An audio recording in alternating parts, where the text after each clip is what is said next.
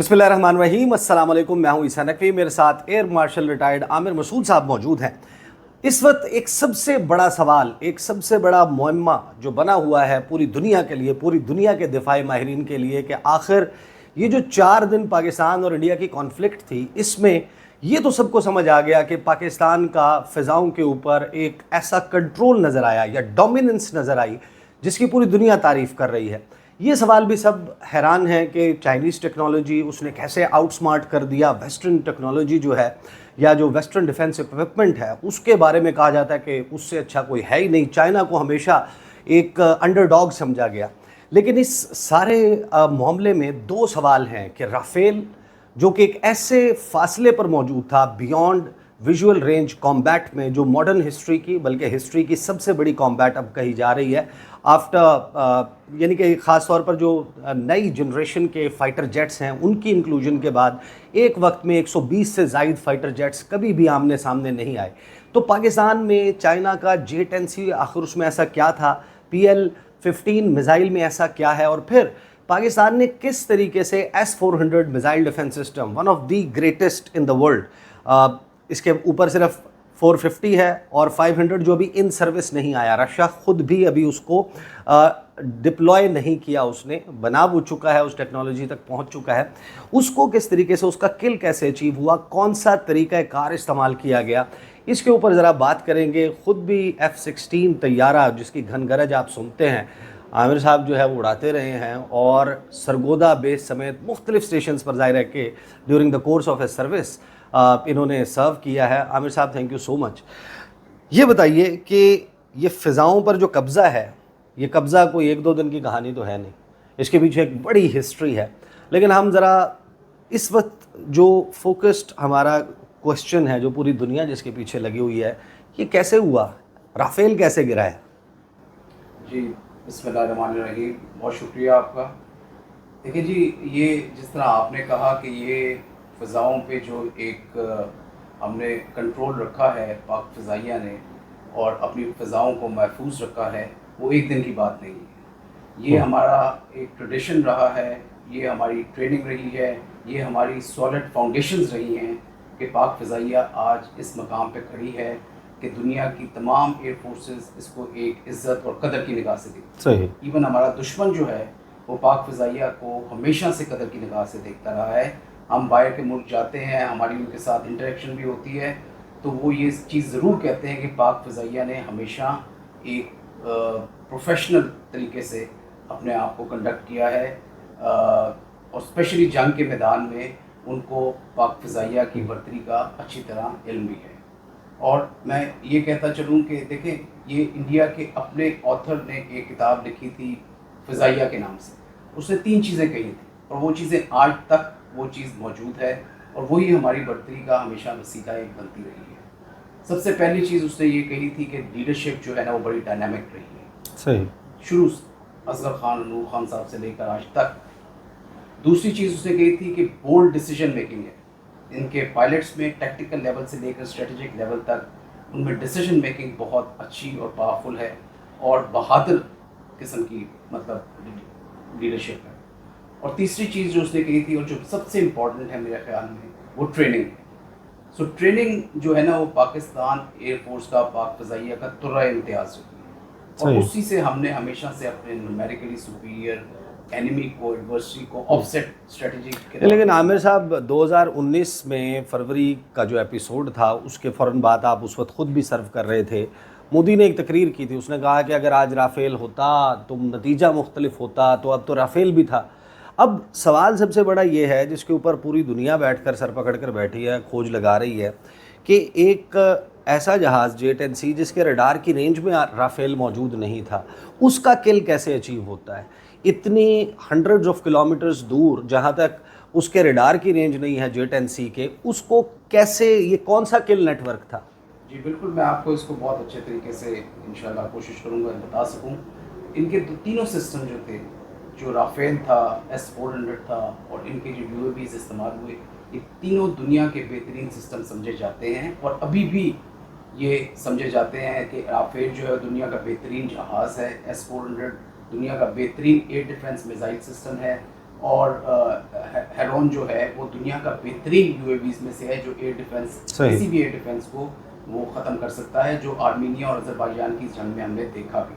और इसी तरह S-400 जो है दुनिया की बड़ी सारी एयर फोर्सेस ने लिया है, बिकॉज ये एक बैटल हार्डेंड सिस्टम है। टर्की ने भी लिया हुआ है और उसने F-35 को फोरगो कर दिया था ये सिस्टम लेने के लिए।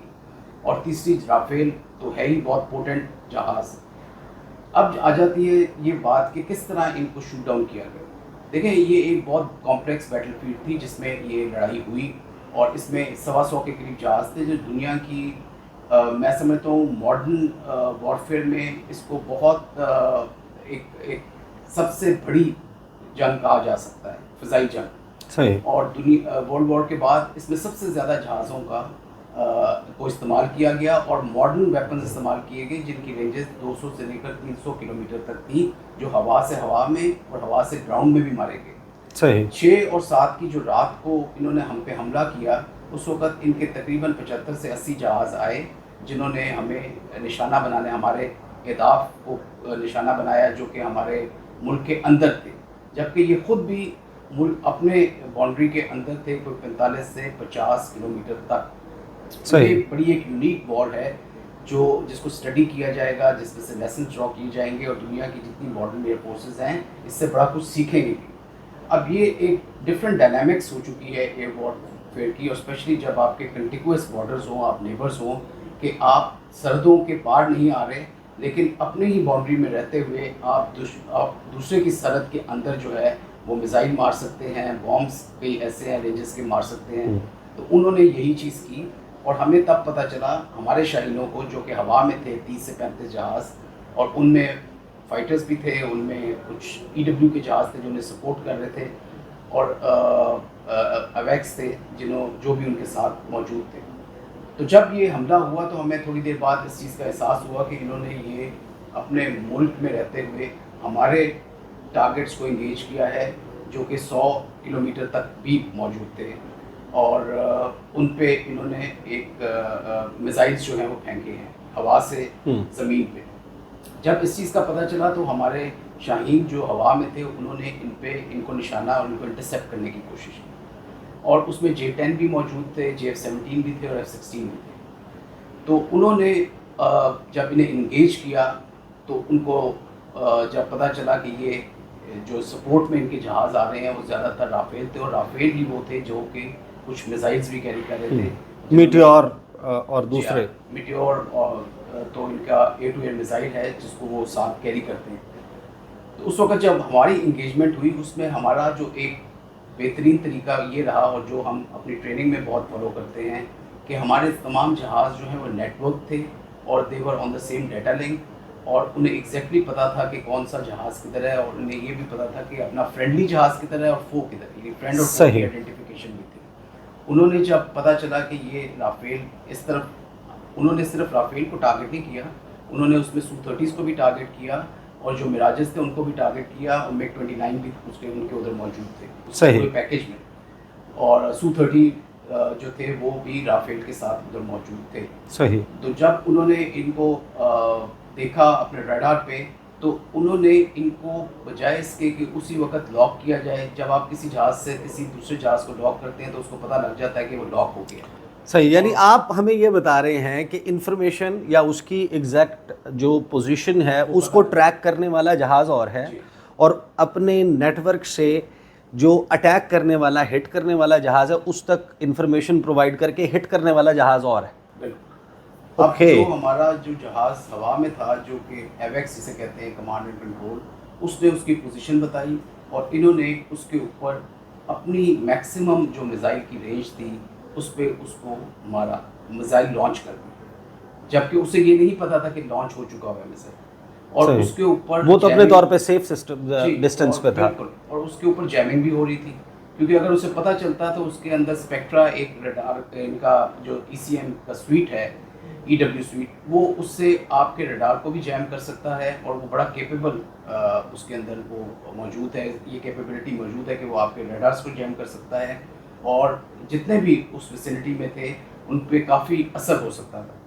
तो जो लॉन्च हुआ मिसाइल वो उसको बताए बगैर साइलेंट मोड में लॉन्च हुआ, और सही। उसके बाद उसकी गाइडेंस होती है, जिसकी गाइडेंस EW हमारा जो एवेक्स जो कमांड एंड कंट्रोल वाला जहाज़ था उसने गाइडेंस की टिल द टाइम कि वो इतना करीब आ गया कि उसके बाद हमारे जो जहाज़ हैं उन्होंने मिसाइल मारने के बाद अपने सरहद की तरफ मुड़ गए, और उसे कहते हैं फायर एंड फॉरगेट बेसिकली। सही। तो उसकी जो मिड कोर्स गाइडेंस हो रही थी वो कोई और जहाज़ कर रहा था जो दूसरे उस मिसाइल की मिड कोर्स गाइडेंस भी करने वाला कोई और कोई था।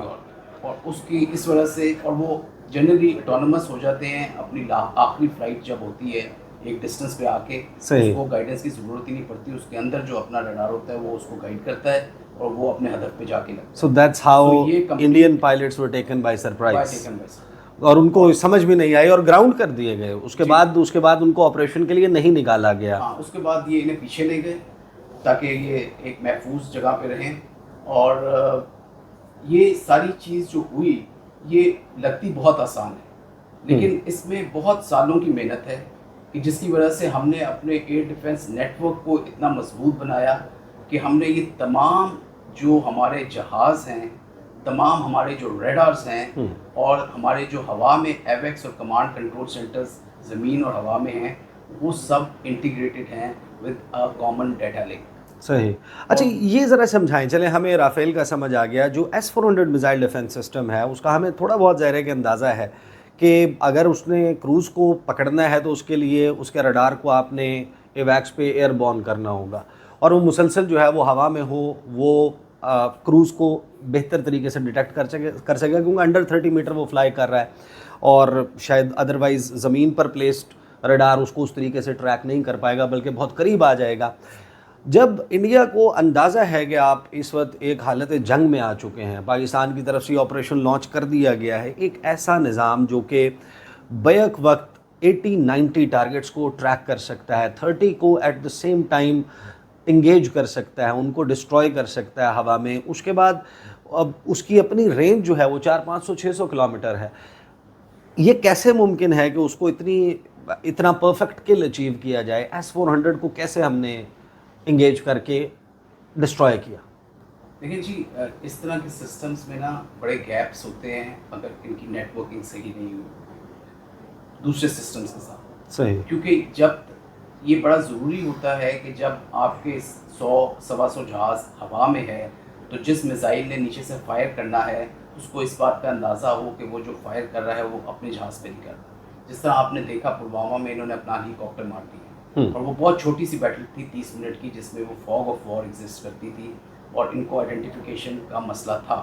इसीलिए मैंने जो बात शुरू में कही कि अगर आपका सिस्टम फोर्थ या फिफ्थ जनरेशन का हो, लेकिन अगर आपका वॉर फाइटिंग का जो कॉन्सेप्ट है और जो ट्रेनिंग सिग्नल है, इंटेलिजेंस वो अगर आपकी पुरानी बड़ी हो और जो है वो कन्वेंशनल तरीके से और पुराने तरीके से आप कर रहे हो, लेगेसी वाले तरीके से, तो आप अपनी एम्प्लॉयमेंट भी उसी तरह से करेंगे और उसमें आप उस जहाज़ का या उस सिस्टम का फ़ायदा नहीं उठा सकते।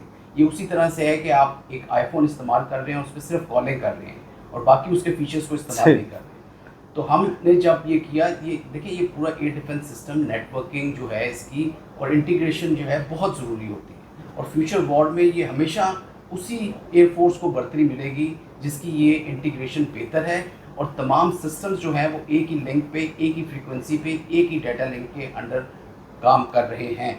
उनको एग्जैक्टली अंदाज़ा होता है, उससे ये फ़ायदा होता है कि डिसीजन मेकिंग बड़ी जल्दी हो जाती है। डिसीजन मेकिंग इस तरह की वॉर में जिसमें बहुत सारे जहाज़ हैं, टेम्पो ऑफ ऑपरेशन बहुत ज़्यादा है, वो बहुत मैटर करता है। अगर आप 3-4 सेकंड्स में उसको नहीं मारेंगे तो वो आपको मार देगा। तो वो 3-4 सेकंड बड़े क्रूशल होते हैं और उसमें आपको एक क्लैरिटी और विजिबिलिटी और ट्रांसपेरेंसी होना बहुत ज़रूरी है उस बैटलफील्ड का। तो मेरा ख्याल में ये पूरा जो सिस्टम है उसमें और बड़े टैक्टिक्स होते हैं जिससे तो सितंबर आप रेंजेस कम कर सकें। जिस मिसाइल ने मारना है या हवा से अगर किसी मिसाइल को मारना है जहाज़ ने, तो बहुत और भी टैक्टिक्स और टेक्निक्स होती हैं जो हमारे पायलट ने सीखी हुई हैं कि उसके एनवेलप जो होता है, जिसे उसे एम्प्लॉयमेंट एनवेलप कहते हैं, उसको श्रिंक किया जा सके। वो एनवेलप जो कि उसके रडार और मिसाइल के आपस में एक इंटीग्रेशन से बनता है, अगर राफेल का जो वो एनवेलप जो है वो 200 किलोमीटर है तो कुछ एक मैनूवर्स और टेक्निक्स भी ऐसी कर सकते हैं other than the jamming and silent kill कि आप उसके एनवेलप को श्रिंक कर सकें। सही, समहाउ दैट टेक्स अस के 2019 सितंबर में जैसे स्वॉर्म किया गया था थार्ड और पैट्रियट को अरामको पर, simultaneously drones, cruise missile and ballistic, उनका एक स्वॉर्मिंग थी और उसको ओवरवेलम हो गया सिस्टम एंड दे अचीव्ड जो वहाँ पर डैमेज हुआ। But as a fighter pilot JF-17 thunder जो S-400 को उधमपुर में किल के लिए जा रहा है, उस पायलट की क्या फीलिंग होगी? Is it like considered as a suicidal mission कि मैं S-400 को उड़ाने जा रहा हूँ जिसको दुनिया का बेहतरीन निज़ाम कहा जाता है? तो वो पायलट जब एनिमी टेरिटरी में एंटर होता है उसकी क्या फीलिंग होती है? देखिए, फीलिंग तो बहुत है, उसने एक बहादुरी तो उसने दिखानी है। जब तक वो इस तरह के जो क्रिटिकल और हाई वैल्यू टारगेट्स होते हैं उसके खिलाफ रिस्क फैक्टर ज़्यादा होता है, you have to put yourself in harm's way, लेकिन वो एक कैलकुलेटेड रिस्क लिया जाता है। उसमें टेक्निक्स लगाई जाती हैं कि किसी तरह उसके एनवेलप को श्रिंक किया जाए। दूसरा डिसेप्शन टेक्निक्स होती हैं जिसमें आप कुछ और फॉर्मेशंस भी लेकर जाते हैं और यूएवीज और ड्रोन्स होते हैं जो उस सिस्टम को जिस तरह आपने कहा सेचुरेट करते हैं, उसकी रेंजेस को कम करते हैं। और तीसरा जैमिंग वाली चीज़ें होती हैं जिसमें सेल्फ प्रोटेक्शन जैमर्स होते हैं, स्टैंड आउट जैमर्स होते हैं जो कि उसके एनवेलप को, ये जो आप रेंजेस बता रहे हैं ये मैक्स रेंजेस होती हैं, ये मैक्स रेंजेस पे एम्प्लॉय करके भी वो किल उसकी अचीव नहीं हो सकती, उसकी प्रोबेबिलिटी ऑफ किल कम होती है। जो इसकी इफेक्टिव रेंजेस होती हैं वो एट टाइम्स अगर 450 किसी ने कहा है तो 300 या 250 के करीब होंगी जो इफेक्टिव रेंज होंगी। उसको डिसीव करना और उससे पहले अपना मिसाइल मारना और उसको हदफ बनाना, वो उसके लिए डिफरेंट मैनूवर्स करने पड़ते हैं, जैमिंग करनी पड़ती है, उस एयर डिफेंस सिस्टम को थोड़ा डिग्रेड करना पड़ता है। ये सारी टेक्निक्स और टैक्टिक्स आप इस्तेमाल करते हैं before you go for the final kill. सही। तो ये हमारी अल्हम्दुलिल्लाह ट्रेनिंग का हिस्सा है और हमने ये ट्रेनिंग इस्तेमाल बहुत एयर फोर्सेस के साथ करते रहे हैं और बहुत सारी मॉडर्न एयर फोर्सेस हमारे air combat centre of excellence में आती हैं जो हमारा टॉप गन स्कूल है और हमसे सीख के जाती हैं, क्योंकि पाकिस्तानी एयर फोर्स का ये थोड़ा इम्तियाज़ रहा है कि we do more with less and we train in the most realistic environments. सही। और उस पर कोई कॉम्प्रोमाइज़ नहीं होता। सही। तो हमारी इनोवेशन भी माशाल्लाह बहुत अच्छी है और जो ट्रेनिंग है मैं I can vouch for that कि वो अमेरिका के टॉप गन स्कूल से भी बेहतर है। टॉप गन स्कूल से seeing is believing and the best is yet to come. सही है। आमिर साहब बहुत बहुत शुक्रिया, हमारे साथ मौजूद थे। सवालात अभी ख़त्म नहीं हुए, अभी थियरीज़ बहुत सारी मौजूद हैं और इसके ऊपर एक लामुतनाही सिलसिला है। पूरी दुनिया इसको स्टडी कर रही है। इस कॉम्बैट को जो हुई मॉडर्न वॉरफेयर की हिस्ट्री में सबसे बड़ी जंग जो है वो एरियल कॉम्बैट बताई जाती है। ज़ाहिर है कि इसके ऊपर गुफ्तगू का सिलसिला जो है वो जारी रहेगा, लेकिन आमिर साहब पूरा पाकिस्तान शायद इस वक्त हमारे उन लोगों का मकरूज़ है कि जिन्होंने, क्योंकि जो हॉरर ऑफ वॉर है, एक मिसाइल जब गिरता है, मेरे घर के साथ गिरा था नूर खान एयरबेस पर, और if it wasn't for the brave people like our people on ground जो कर रहे थे, मोदी का जंगी जुनून जो है वो पाकिस्तान को बहुत बड़ी तबाही का शिकार कर सकता था। लेकिन जिस तरीके का जवाब दिया गया, जैसे इंडियन एयर स्पेस ब्रीच हुई, जिस तरीके से मौत बरस रही थी, आग बरस रही थी आसमान से, उसने पाकिस्तान को बड़ी हद तक महफूज रखा। इन तमाम सवालात पर और आने वाले जो सवालात हैं इस मौजू पर, उस पर गुफ्तगू का सिलसिला जारी रहेगा। अब तक के लिए इतना ही, इजाज़त दीजिए, अल्लाह हाफ़िज़।